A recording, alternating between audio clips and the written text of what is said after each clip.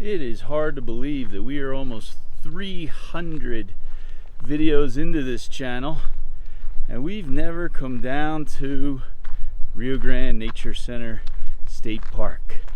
Really one of the crown jewels of Albuquerque. Albuquerque takes a lot of heat, but this park is pretty much right dead center of the city and it is beautiful. Let's go check it out.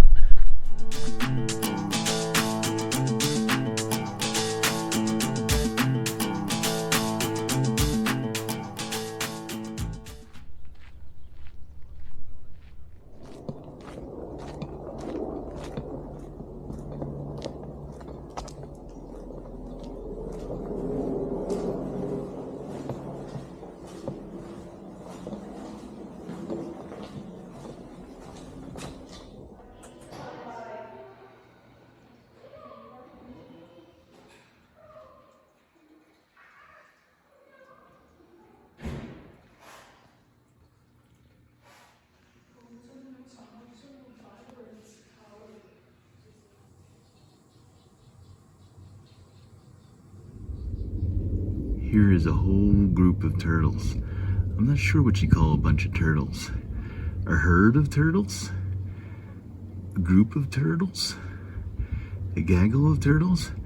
I don't know. These are probably mostly sliders or possibly soft-shelled.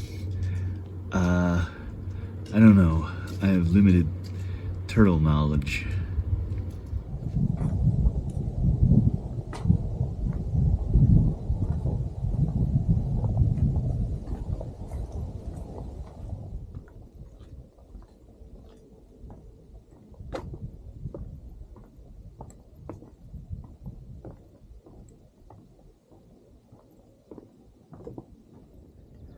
So during World War II, they were worried about Germans floating down the river and then invading Albuquerque, so they put these tank traps here. No, I'm just kidding. These are actually flood control. So these are supposed to catch floating debris as it comes down the river. They're actually slated to be removed in the near future to get the area back to a more natural state. Explore the Bosque? That sounds like a good idea to me. So we're coming up on a bridge and a channel right here. And this is actually a relatively new addition to this area. These were dug by humans, but the reason for them is the silvery minnow. It's an endangered species of fish, and the silvery minnow lives in slow moving water. So in the spring, traditionally when the river would flood, it would fill in channels along the sides of the river and the water would flow slower, and that's where silvery minnows lived. So in the past 100 or so years, we've built dikes and all. The river has sped up.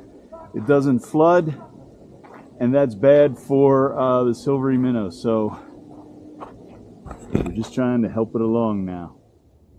There's been a lot of restoration work that has taken place down here.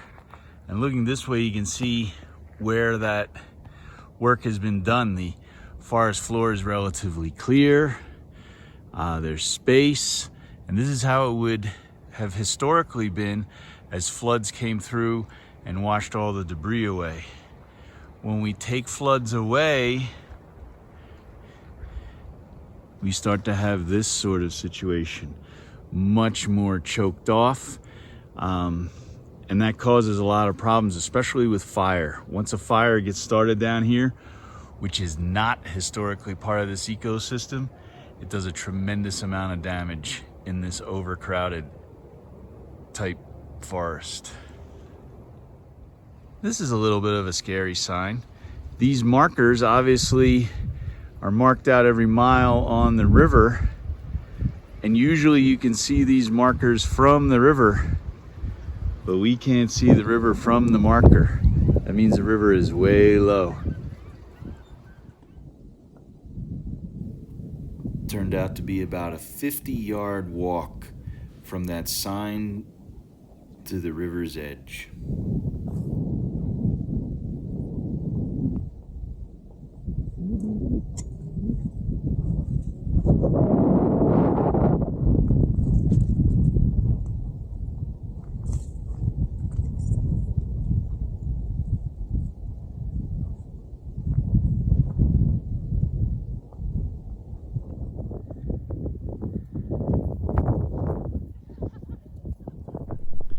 I kind of came out here as a location scout because I wanted to check on the river, how full or not full the river was, and it is really low. The reason I wanted to check that out is I'm planning on a video where I was going to float in our kayak this part of the river. This entire area that I'm walking over should be covered in water, especially this time of year. But right now, it's bone dry. One of the biggest problems down here by the river are invasive species, and this is one of them. This is a salt cedar. But just coming over here, look what I noticed. There's a nest. I don't think nobody's home, but there's some sort of bird nest. Very cool. But these salt cedars, they're very bad for the ecosystem in the river because they soak up or drink up massive amounts of water, and they're an invasive species originally brought from the Middle East. This is a very good example of why salt cedar is such a problem here in the Bosque. You can see that this one has been cut off. Normally you cut this much of a tree off, that tree has a low chance of survival, but this one has shot up new sprouts all over the place. So these are extremely hard to kill. They've tried all different things. They've tried fire, didn't really work because the roots are still there. Cutting them doesn't work. They've even tried introducing certain insects that eat this. Limited success. The one thing that does is you gotta rip them out by the roots, but there's hundreds of thousands of them, and that's a massive job. This right here is a beaver slide, and it makes a lot of sense because there's an island right here. In this part of the Rio Grande, the beavers like to live on the islands because that keeps them safe from predators like coyotes. I forget the name of the plant that puts off these seeds, but these are sort of like nature's Velcro. Boom, just like that. And now you're spreading seeds. I think one of the appeals of walking through the Bosque on some of these trails is this like tunnel-like feel. But it's important to remember it's not natural. This should be cleaned out with floods every year. This is actually dangerous in the case of a fire. There's some amazing beaver evidence for you. And here's some more. Just completely chop these trees down. This kind of thing is actually a real problem because beavers are doing what they naturally do. They're cutting down cottonwood trees. The problem is the cottonwood trees are not replacing themselves. Cottonwood trees need floods for the cotton seeds to lay in that soft muddy ground and grow, and we've controlled the river so much it doesn't flood, so we're not getting any new cottonwood trees.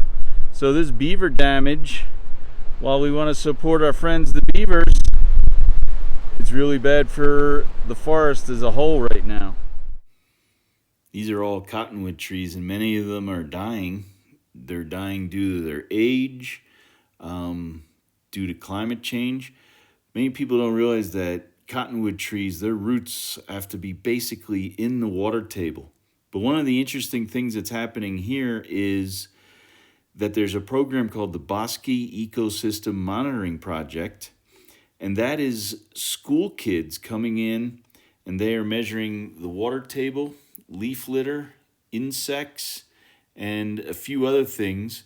And that data is being sent over to University of New Mexico, and University of New Mexico ecologists are using it to monitor this pretty fragile ecosystem. There's a bird right in there. I don't know if you can see, but the park has a really nice native plant garden as well. So if you don't want to hike all the way out into the bosque, you can go for a much shorter walk and enjoy this native plant garden.